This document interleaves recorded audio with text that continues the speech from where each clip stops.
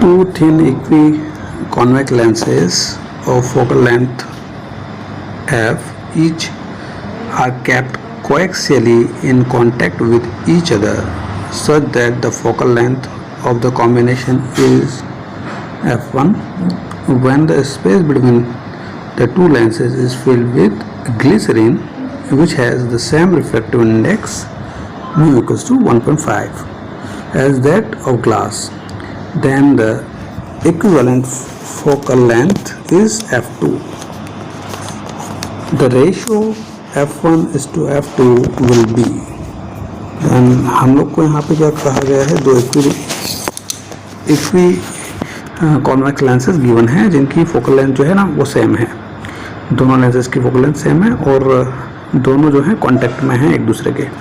ठीक है, तो फर्स्ट केस में हमें जो कहा गया है उसका फिगर हम लोग ड्रॉ कर देते हैं। तो कुछ इस तरह से हैं हमारे लेंसेज। ठीक है, यहाँ से हम लोग इसको ऐसा ड्रॉ कर लेते हैं। तो दो लेंसेज जो हैं है ना कॉन्वेक्स लेंसेज, तो इनका हमें रिफ्रैक्टिव इंडेक्स भी गिवन है, दोनों का रिफ्रैक्टिव इंडेक्स 1.5 होता है और दोनों कॉन्टेक्ट में हैं, दोनों की फोकल लेंथ जो है वो सेम है, इसकी भी f है और इसकी भी f है। तो इन दोनों का जो रिजल्टेंट फोकल लेंथ है फर्स्ट केस में वो हमें फाइंड करना है कैपिटल F1। ठीक है, वो क्या होगा, तो हमें पता है कि अगर दो लेंसेज कांटेक्ट में हैं तो उनका फोकल लेंथ हम लोग इस तरह से फाइंड आउट करते हैं f plus 1/f that will be equals to 2/f। So f1 will be f/2। ठीक है, तो यहाँ से हमें फर्स्ट वैल्यू मिल गई फोकल लेंथ की, जब दोनों ही लेंसेज जो है ना वो एक दूसरे के कांटेक्ट में हैं। क्लियर। चलिए सेकंड केस जो हमसे कहा है उसको डिस्कस कर लेते हैं। सेकंड केस में हमसे कहा कि जो लेंसेज हैं, ये लेंसेज जो हैं, ठीक है, तो ये वही लेंसेज हैं हमारे। अब इन दोनों लेंसेज के बीच में जो आप यहाँ पे गैप देख रहे हैं, ये गैप और ये, यहाँ पे ग्लिसरीन जो है जिसका रिफ्रैक्टिव इंडेक्स 1.5 है, ठीक है, वो यहाँ पे हमने फिलअप कर दिया। तो इस केस में जो फोकल लेंथ है वो कितना हो गई, f2 हो गई। तो इस f2 को हमें फाइंड आउट करना है। तो हमारा जो फॉर्मूला होगा फोकल लेंथ का, देखिए, तो वो होगा 1/f प्लस 1/f दोनों लेंसेज के लिए। अब ग्लिसरीन जो है वो हमने यहाँ पे इंसर्ट किया हुआ है, तो इस वजह से ये लेंस का पार्ट नहीं होगा, तो इसमें से हमें क्या करना होगा, इसको माइनस करना होगा f।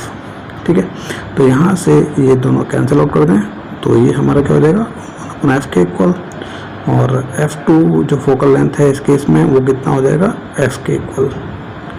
ठीक है, अब हमें दोनों ही फोकल लेंथ इसको कंपेयर करना है। ठीक है, तो कंपेयर के लिए फर्स्ट केस में हमें f1 मिला था, सेकंड केस में f2। f1 की वैल्यू हमें मिली थी f/2 और यहाँ पे हमें f के इक्वल मिला था, तो वैल्यू कितना हो जाएगा 1/2। ठीक है, दोनों का रेशियो जो होगा वो कितना हो जाएगा 1/2। क्लियर। तो f1/f2 will be equals to 1/2। तो यहाँ पे ऑप्शन चेक कर लें, तो ऑप्शन नंबर 2 जो है वो हमारा करेक्ट आंसर होगा। क्लियर। चलिए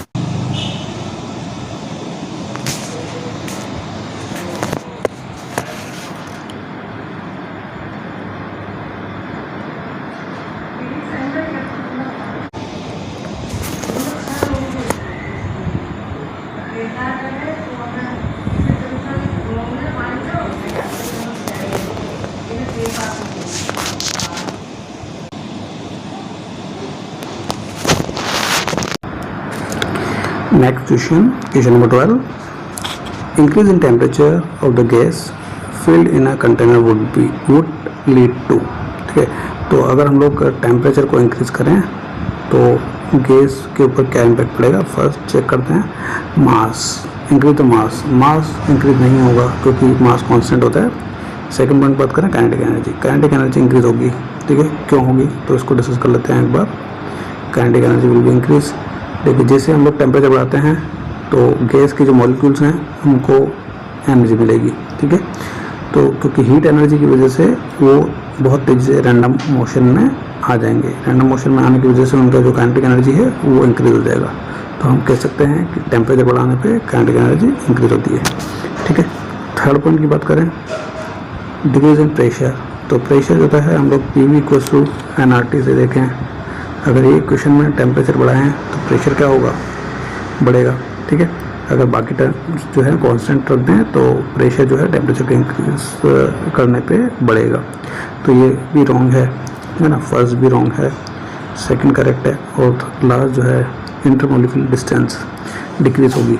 तो यहाँ पे इंटरमोलिकुलर डिस्टेंस जो होती है, ठीक है, तो सपोज ये मॉलिक्यूल्स हैं, ठीक है, एक सब्सटेंस में हमारे एटम्स के जो मॉलिक्यूल्स हैं उस तरह से हैं, या फिर इलेक्ट्रॉन्स कंसिडर कर लेते हैं इनको, फ्री इलेक्ट्रॉन्स। तो जैसे आप इसको हीट प्रोवाइड करेंगे, टेम्परेचर इसका इंक्रीज करेंगे, तो जो ये मॉलिक्यूल्स हैं ये रैंडम मोशन में रहेंगे, फ्री इलेक्ट्रॉन्स हैं तो रैंडम मोशन में आएंगे, तो इनके बीच की जो डिस्टेंस है वो क्या हो जाएगी, इंक्रीज हो जाएगी। डिस्टेंस क्या होगी, डिस्टेंस विल बी इंक्रीज। तो ये एक दूसरे से दूर हो जाएंगे हीट प्रोवाइड करने पे। तो ये स्टेटमेंट भी wrong, this one is also wrong, second is correct, first one is also wrong. तो आपका जो सही ऑप्शन होगा, ठीक है, सही ऑप्शन क्या होगा, काइनेटिक एनर्जी इंक्रीज होगी। मास कांस्टेंट होने की वजह से ये इंक्रीज नहीं होगा, प्रेशर टेम्परेचर के साथ डिक्रीज नहीं होगा, ठीक है, और इंटरमोलिकुलर डिस्टेंस जो होती है वो इंक्रीज होगी, डिक्रीज नहीं होगी। तो हमारा ऑप्शन होगा फोर्थ, है ना, और सॉरी सेकंड ऑप्शन जो होगा वो करेक्ट ऑप्शन होगा।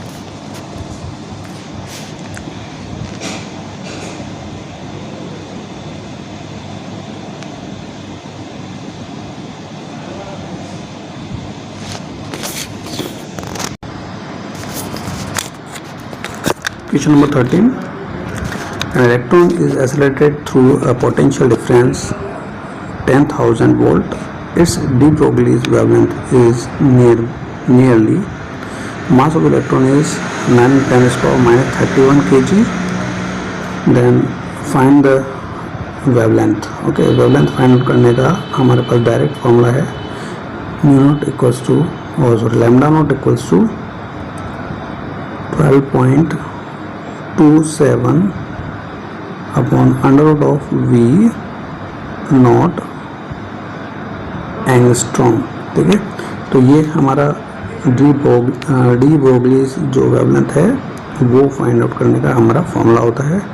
इस फॉर्मूला में हमारे पास वोल्टेज की वैल्यू गिवन है, यहाँ से 10,000 वोल्ट, इसको यहाँ पे रिप्लेस कर दें, ठीक है, तो हमारा आंसर आ जाएगा। डायरेक्ट फॉर्मूला बेस्ड न्यूमेरिकल है, तो हम लोग उसको सॉल्व कर देते हैं। तो यहाँ पे हम लोग क्या करें, 12.27, ठीक है, और नीचे जो है हमारा 10⁻⁴ कर दें इसको, और ये जो है एंगस्ट्रॉम को हम लोग को कन्वर्ट करना पड़ेगा मीटर में, तो 10⁻10 मीटर में कन्वर्ट हो गया। ठीक है, तो यहाँ से जो सोल्व करेंगे तो ये सोल्व होने के बाद हमारे पास क्या आएगा, 10⁻²।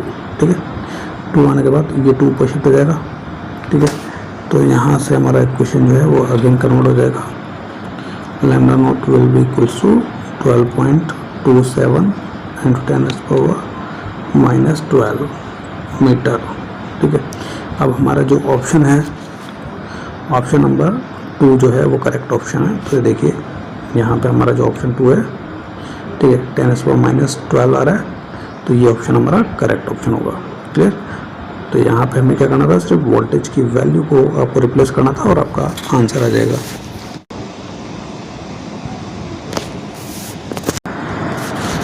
Question number 14, a copper rod of 88 cm and an aluminum rod of unknown length have their increase in length independent of increase in temperature। ठीक है, टेम्परेचर को इंक्रीज करने से जो इनकी लेंथ है वो चेंज नहीं होती। The length of aluminium road is, aluminium road की लेंथ हमें फाइंड आउट करना है। ठीक है, length of aluminium road will be, है ना, हमें फाइंड आउट करना है। टेम्परेचर कोफिशिएंट्स कॉपर के लिए और एल्यूमिनियम के लिए यहाँ पे गिवन है। ठीक है, तो जो हमारा टेम्परेचर कोफिशिएंट होता है, सबसे पहले उसकी बात करें तो उसको हम लोग अल्फ़ा से रिप्रेजेंट करते हैं। अल्फ़ा इक्वल्स होता है delta R upon R into delta T. ठीक है, क्लियर। अब यहाँ पे हमारे पास जो रिलेशन है अल्फ़ा का रेजिस्टेंस के साथ वो है इस तरह से, क्योंकि ये जो दोनों टर्म्स हैं डेल्टा टी और डेल्टा आर, ये हैं चेंज इन रेजिस्टेंस और चेंज इन टेम्परेचर। ठीक है, तो चेंजिंग क्वांटिटीज़ हैं, बट ये जो है ये रेजिस्टेंस जो है अल्फ़ा पे इस तरह से डिपेंड कर रहा है। ठीक है, तो हम लोग ये रिलेशन कह सकते हैं कि alpha is directly proportional to 1/r। तो यहाँ से हम लोग को पता है कि रेजिस्टर जो होता है उसको लिखते हैं रो एल अपॉन ए। ठीक है, तो यहाँ पे हम लोग इसका रिलेशन देखें टेम्परेचर कोफिशिएंट के साथ, तो उसको हम लोग कह सकते हैं कि 1/r की जगह हमारे पास ये हो जाएगा ए अपॉन रो एल। ठीक है, क्लियर। तो यहाँ से अगर लेंथ का रिलेशन देखें हम लोग, ठीक है, तो लेंथ जो होगा अल्फ़ा से वो इस तरह से होगा। ठीक है, तो यहाँ से हम लोग ऐसा कह सकते हैं कि अगर हम लोग लेंथ को इंक्रीज करें तो टेम्परेचर कोफिशिएंट क्या होगा, डिक्रीज होगा।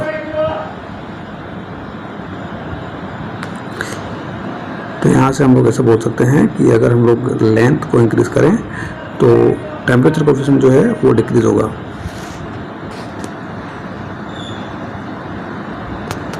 तो यहाँ से हम लोग ये कंक्लूजन निकाल सकते हैं कि अगर हम लोग लेंथ को इंक्रीज करें तो टेम्परेचर कोफिशिएंट क्या होगा, डिक्रीज होगा। ठीक है, तो चलिए यहाँ से हम लोग इसको ऐसा बोल सकते हैं L alpha and L is equal to constant. ठीक है, तो यहाँ से हम लोग कॉपर के लिए लिखें तो इसको ऐसा लिख सकते हैं L C U equal to alpha aluminium into length of aluminium. ठीक है, अब दोनों वैल्यूज़ यहाँ पे गिवन है, वैल्यूज़ को यहाँ पे रिप्लेस करना है, तो यहाँ पे हम लोग वैल्यूज़ को रिप्लेस कर देते हैं। तो देखिए हमारा जो फॉर्मूला था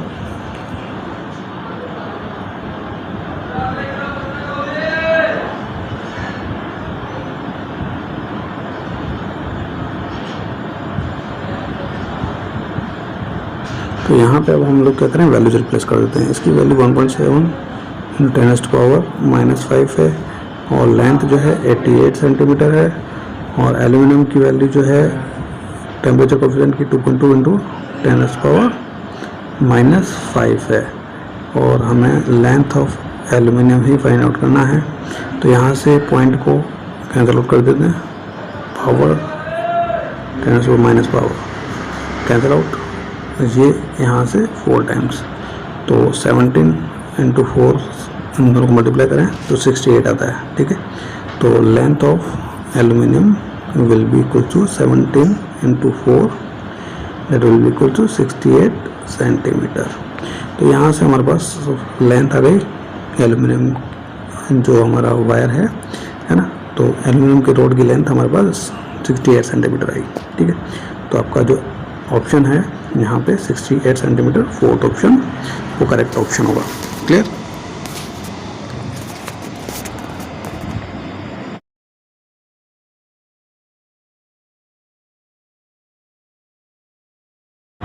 question number 15, pick the wrong answer in the context with rainbow. Wrong option हमें सेलेक्ट करना है। तो फर्स्ट ऑप्शन देखें, when the light rays undergo 2 internal reflections in a water drop, a secondary rainbow is formed. Correct option. ठीक है, हमें wrong select करना है। इसमें कहा है कि लाइट जब है 2 इंटरनल रिफ्लेक्शन होती है किसी वाटर ड्रॉप में तो सेकेंडरी रेनबो फॉर्म होता है, बिल्कुल सही। ठीक है, सेकंड ऑप्शन देखते हैं। सेकंड ऑप्शन में कहा है the order of colour is reverse in secondary rainbow. जो कलर बनता है हमारा सेकेंडरी रेनबो में तो कलर का जो ऑर्डर है वो रिवर्स हो जाता है। ठीक है, तो ये भी बिल्कुल करेक्ट आंसर, ठीक है, करेक्ट ऑप्शन है। Next third option, an observer can see the rainbow when his front is toward the sun. कोई ऑब्जर्वर जो है अगर रेनबो को देखना चाहता है तो उसे क्या करना होगा, सन के सामने खड़ा होना पड़ेगा। ठीक है, तो ये ऑप्शन रॉन्ग है। ठीक है, ऐसा नहीं होता है। Next, rainbow is combined effect of dispersion, refraction and deflection of sunlight। बिल्कुल सही। तो option first, second and fourth जो है सही है। हमें यहाँ पे रॉन्ग ऑप्शन पिक करना था, तो रॉन्ग ऑप्शन क्या होगा, थर्ड ऑप्शन। ठीक है,